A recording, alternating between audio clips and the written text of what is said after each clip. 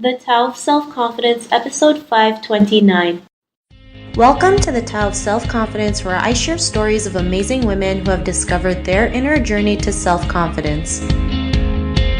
Visit our website at thetaoofselfconfidence.com. Your inner journey to self confidence awaits.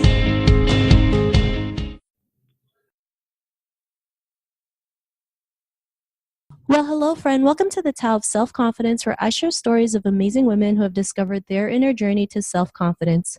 I'm your host today, Sheena Yap Chan, and today I have a phenomenal lady on the show today. She's an author, and I'm really excited to have her on and share her story with us today on self confidence.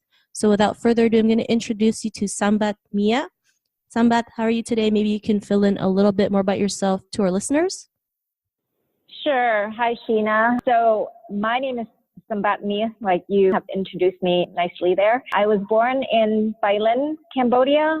Thailand is known as a gem town. And my family, during the time that I was born, we were in a civil war. And as historians and other people who read about the killing fields know, we were dominated by the Khmer Rouge, the Maoist-inspired Khmer Rouge regime for almost 4 years before the country was invaded by Vietnam. So we survived that. We lived through that. And then my father didn't want to stick around, because the country was badly destroyed and we don't know what the new regime would be like. So we took a chance in, trudging through the landmine-infested jungle to go to Thailand. We didn't go to all the way to Thailand. We were at the border. We were at the Cambodian-Thai border. That was 1979.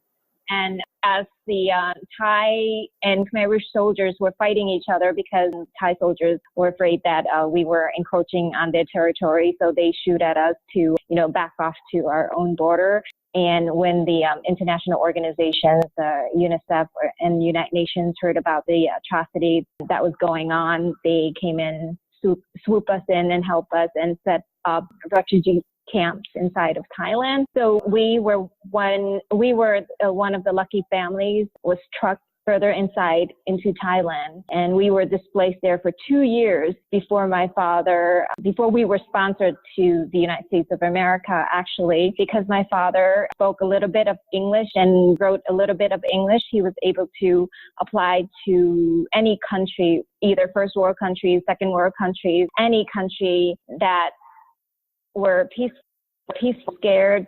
So he was desperately applying for any to come and save us. And fortunately, so we were able to receive sponsorship in 1981, and we were in a town Chicago. It's called Uptown.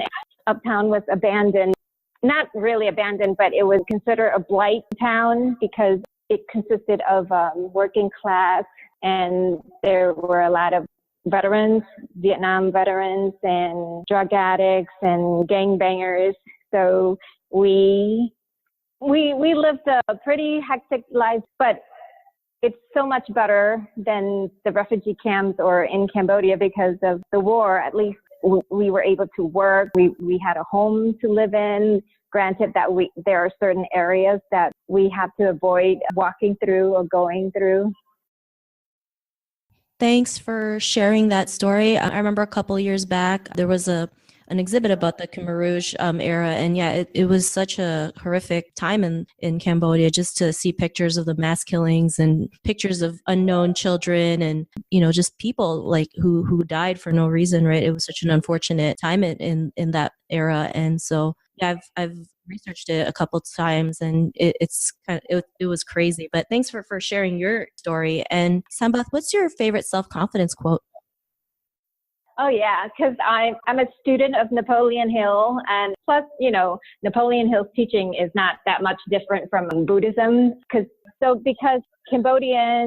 our religion is Buddhism, and Napoleon Hill's teaching is not so much different due to the science aspect of it. It's about self-reliance, and so that's why I love this quote: "If you do not conquer self, you will be conquered by self." And I take that to mean like your brain. There are two sides to your brain.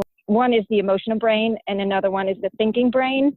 The majority of us tend to let our emotional brain control us rather than letting our thinking brain control us. So that's why I love this quote. If you do not conquer self, you will be conquered by self. Awesome. Well, thanks for sharing that great quote. And in your own words, how do you define self-confidence?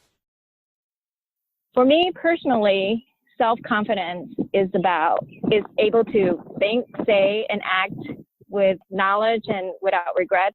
That's going back to my favorite self-confident quote. If you do not conquer self, you will be conquered by self. That's in the same line of thinking as that quote. If you're not able to, use all your senses to assess the situation, you won't have the self-confidence to act, to say, and think positively. Thanks for sharing that great definition. And Sambeth, what was your life like before you discovered self-confidence? My life was horrible, actually.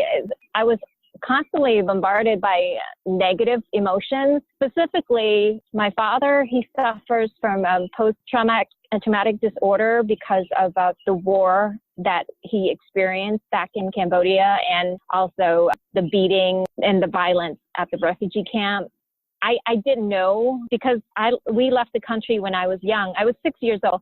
I lived during the Khmer Rouge. I was born in Cambodia, and by 6 years old, we left the country and we fled to go to a refugee camp. So by 6 years old, I was at the refugee camp, and by 8 years old, we arrived to the United States. I mostly remember about my childhood in America, not so much about what happened back in Cambodia.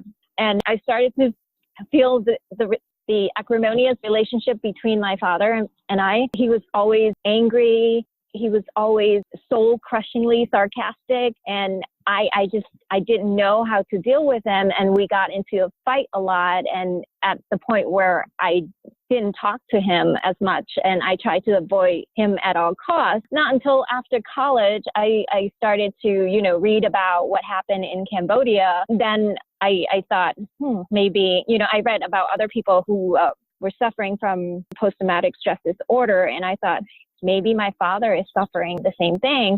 So I made a conscious effort to talk to him about what happened back then, and he refused to tell me. So I decided, I tried to find a way to have him open up, because now I'm interested in writing about our family story, which is now turned into a book called The Immortal Seed. So he refused to tell me, but so I kind of manipulated him into telling me by saying, I was reading all these books. I was reading all these personal stories, and this is what they said happened, blah, blah, blah. And so he goes, wait, that's not how it happened. It didn't happen that way.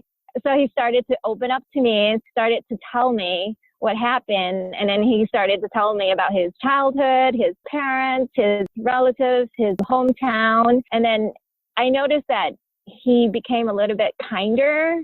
Like maybe the story, being able to open up, being able to communicate with me at that level was kind of cathartic for him. Whereas before, maybe he thought that I was just, I grew up in America and I, acted differently from what he expected from me. So maybe now we're connecting. Now I'm able to understand what he's going through, for him to open up about the violence, about how he was threatened. He almost got killed so many times, and how much he had to give up the food, the morsel of food that was given to us by the communists. And he snuck out, risking his life to find whatever food or fruit in the forest, in the jungle, to provide for me and my mother. And my mother sacrificed too. Whenever we have little food, they'll give up their portion and just give it to me and let me eat, and they rather starve. So now I'm understanding all of these sacrifices and all the violence that they saw, they witnessed, and the threats and the abuse that they endured. It made me closer to my parents, and it made me connect with them.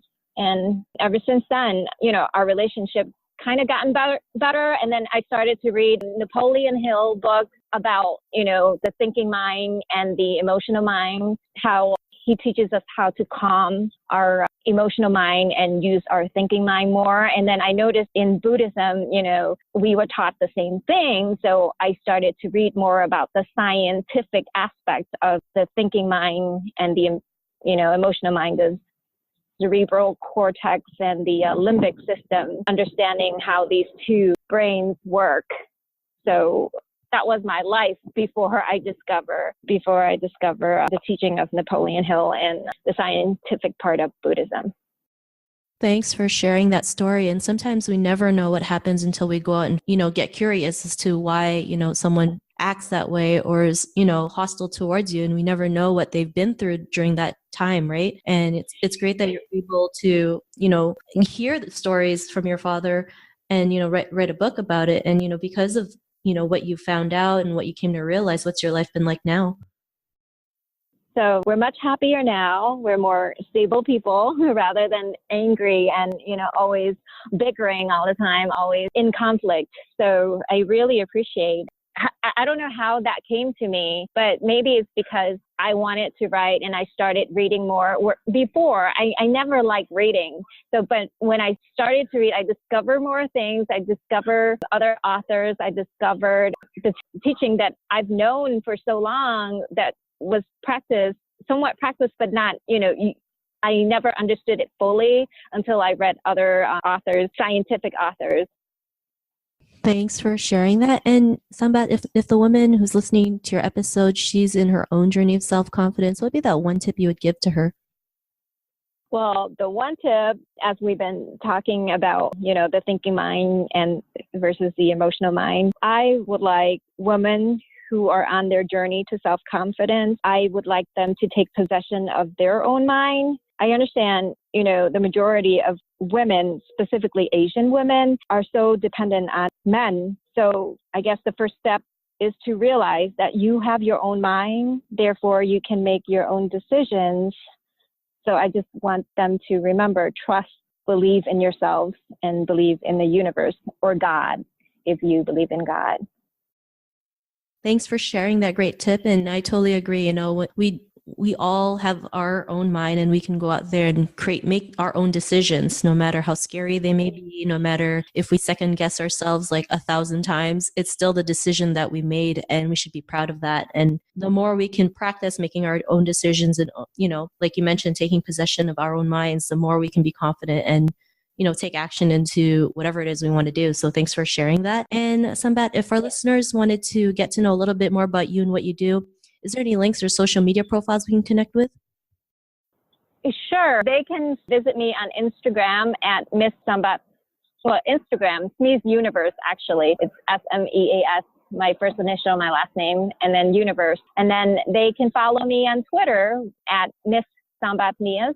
And on Facebook, I have 2 Facebook pages. One is my personal Facebook, and another one is my author page, Facebook. So if you can follow me at those sites, I would greatly appreciate it. Awesome. Well, thanks for sharing that. And to our listeners, if you want to connect with Sambat, you can also head on over to the taoofselfconfidence.com and search for Sambat's name. Her show notes will pop up along with everything else that we talked about. And I just really want to thank Sambat for taking the time to share her story and tips with us on self-confidence. So thank you so much. Thank you, Sheena. I greatly appreciate this. Not a problem. It was really great having you on the show. And to our listeners, be on the lookout for another new episode of another amazing woman's journey to self-confidence. And we'll talk to you soon. Bye for now. Thank you for tuning in to another amazing episode of the Tao of Self-Confidence. Please subscribe to the show on Apple Podcasts or Spotify to get your daily boost of confidence.